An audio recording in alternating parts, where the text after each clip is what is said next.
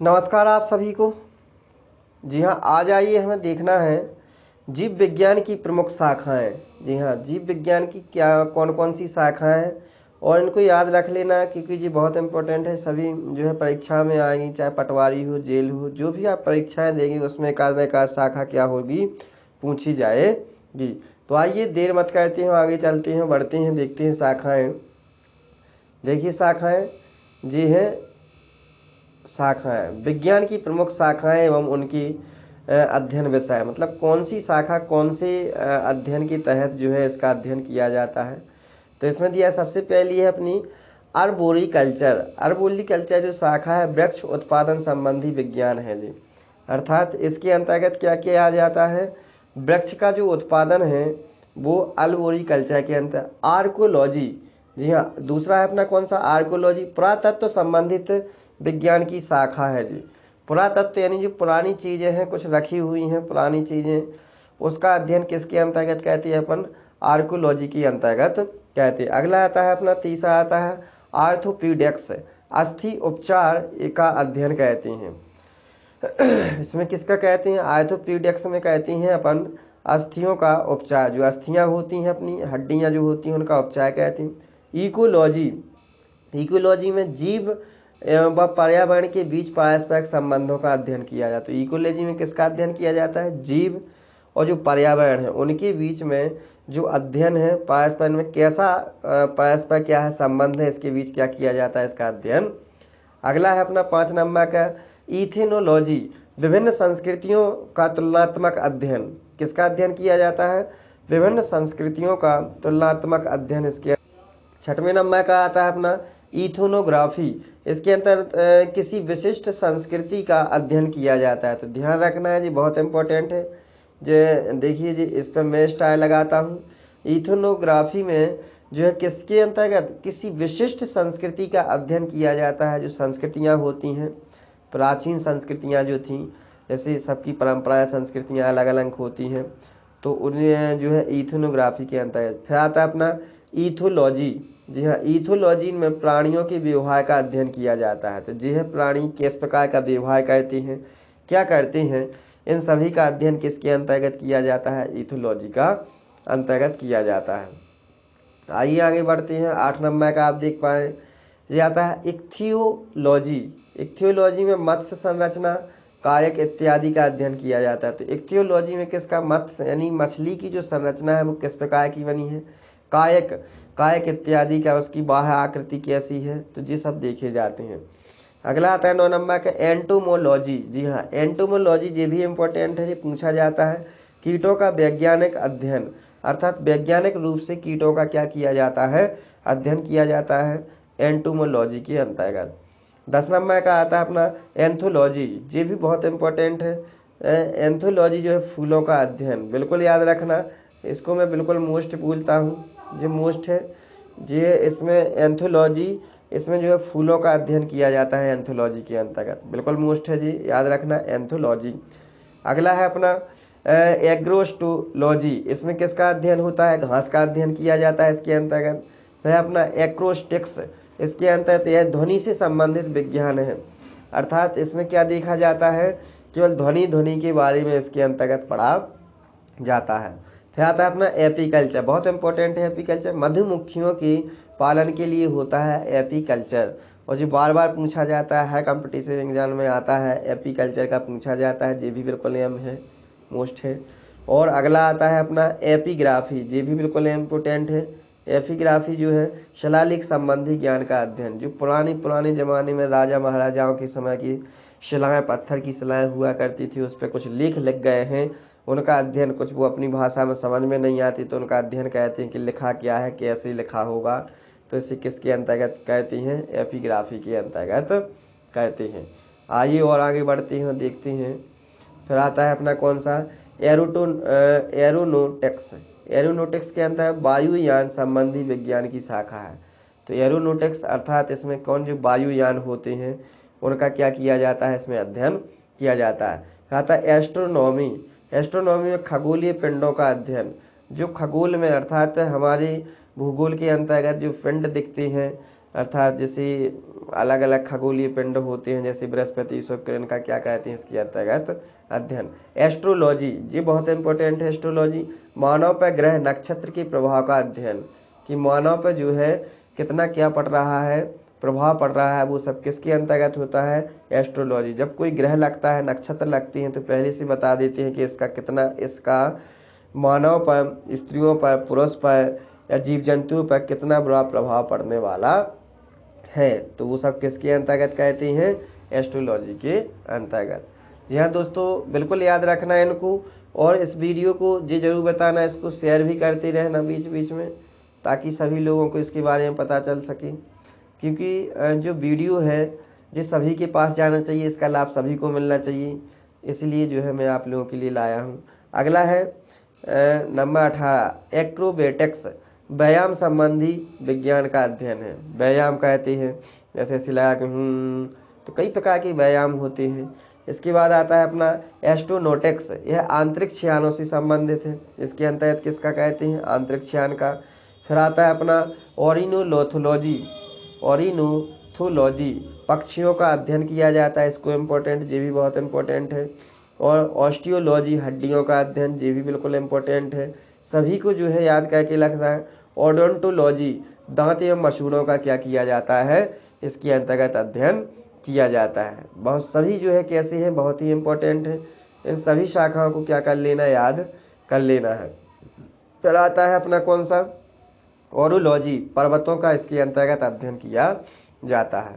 अगला है अपना कौन सा, 24 नंबर का ऑप्टिक्स, प्रकाश के जो है प्रकाश के प्रकार का व गुणों का अध्ययन। इसमें प्रकाश कितने प्रकार का होता है, अल्ट्रावायलेट और जो है वायोलेट, कई प्रकार के प्रकाश होते हैं, उनका सभी का अध्ययन इसमें कहते हैं। 25 नंबर का आता है अपना ओलिवो कल्चर, इसमें क्या होते हैं, जैतून की कृषि का अध्ययन किया जाता है। जो जैतून होती है, अर्थात जिससे कपड़े बनाए जाते हैं, तान लिए जाते हैं, उसकी जो है कृषि का क्या किया जाता है, इसके अंतर्गत अध्ययन किया जाता है। आइए आगे बढ़ते हैं, आगे देखते हैं।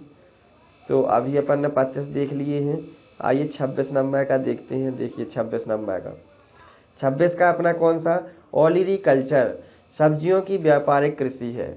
इसके अंतर्गत किसका अध्ययन कहते हैं, सब्जियों की व्यापारिक जो है कृषि, इसका अध्ययन कहते हैं। फिर आता है अपना ओनिरोलॉजी, ओनिरोलॉजी जो होता है सपनों का अध्ययन, जी बहुत इंपॉर्टेंट है, इसको याद रखना। सपने में जो सपने किस प्रकार से सपने आते हैं, कैसे सपने आते हैं, तो क्या होगा, ये सब ओनिरोलॉजी के अंतर्गत इस स्वप्न का अध्ययन, सपनों का अध्ययन किया जाता है। कार्डियोलॉजी, कार्डियोलॉजी हृदय की रचना, रुधि, कार्यविधि का अध्ययन, कि हृदय किस प्रकार से बना है, रुधि किस प्रकार से इधर से उधर जा रहा है, इस सभी का अध्ययन कार्डियोलॉजी के अंतर्गत किया जाता है। अगली आती है अपनी कीमोथेरेपी, ये बहुत इंपॉर्टेंट थेरेपी है और इसको याद रखना, मोस्ट बेस्ट वेरी इंपॉर्टेंट है।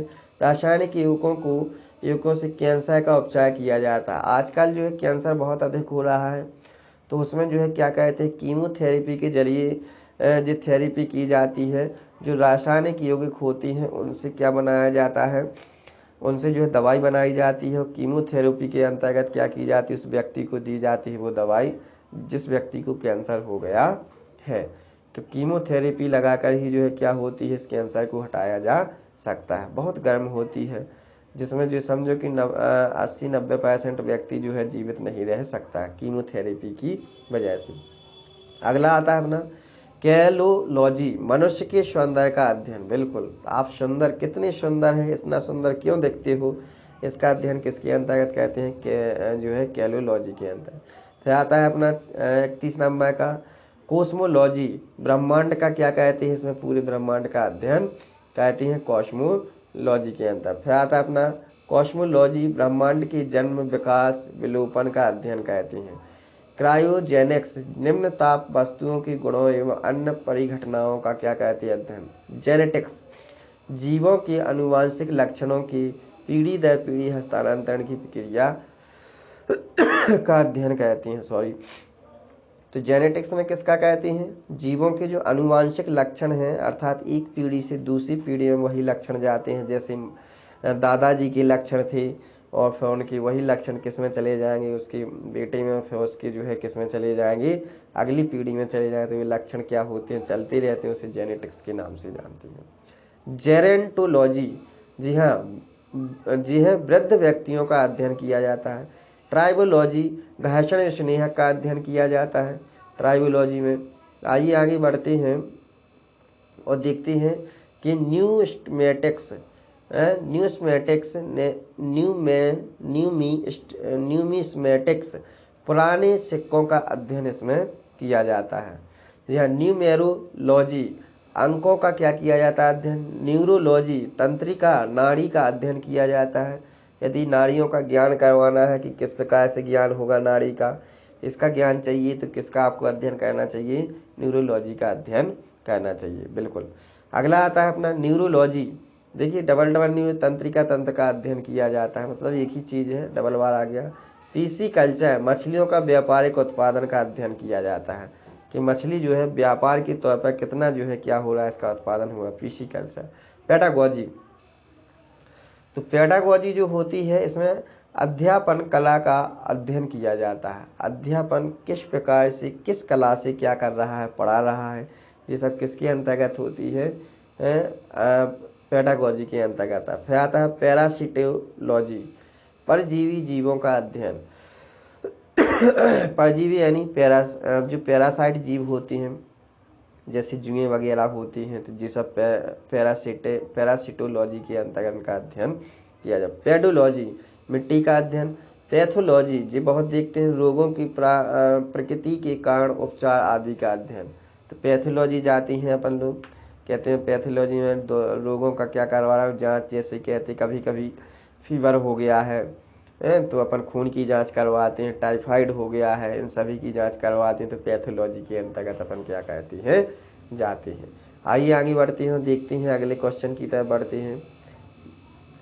अगला कौन सा है अपना, ये देखिए 46 नंबर का आता है अपना पेनिलोलॉजी, अर्थात विभिन्न प्रकार की पराग कणों का अध्ययन।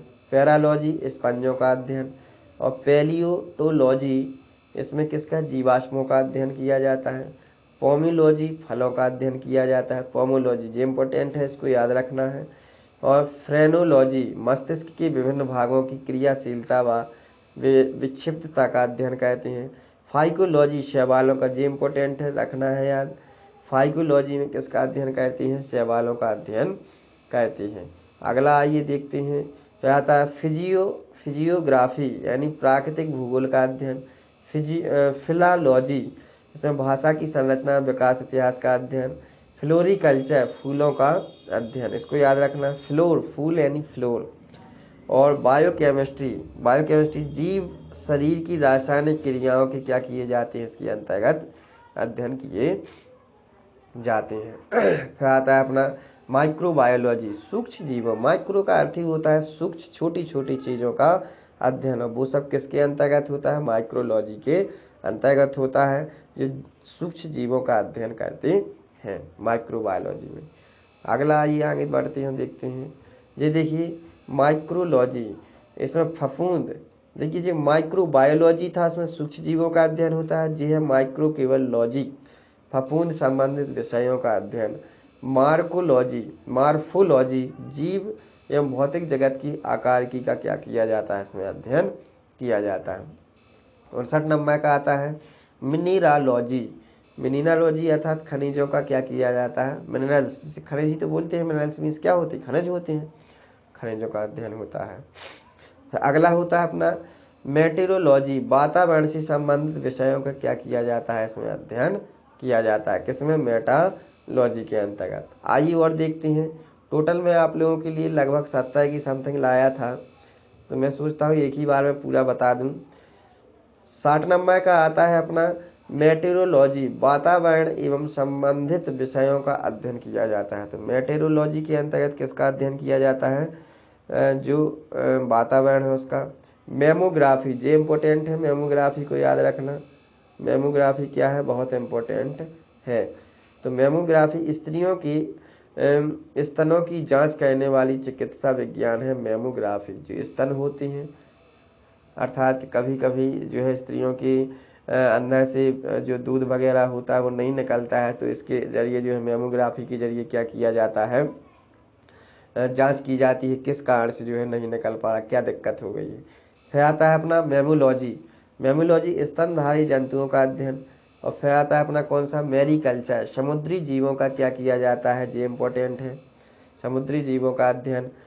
फिर आता है अपना 64 नंबर का आता है मॉर्फोलॉजी, पौधों की बाह्य संरचना का अध्ययन, ये भी इम्पोर्टेंट है। और आता है अपना मॉलिक्यूलर बायोलॉजी, आणविक स्तर पर जीवों की क्या संरचना एवं कार्यों का अध्ययन किया जाता है, ये भी इम्पोर्टेंट है। ये सभी इम्पोर्टेंट है, इनको याद करते चलना है।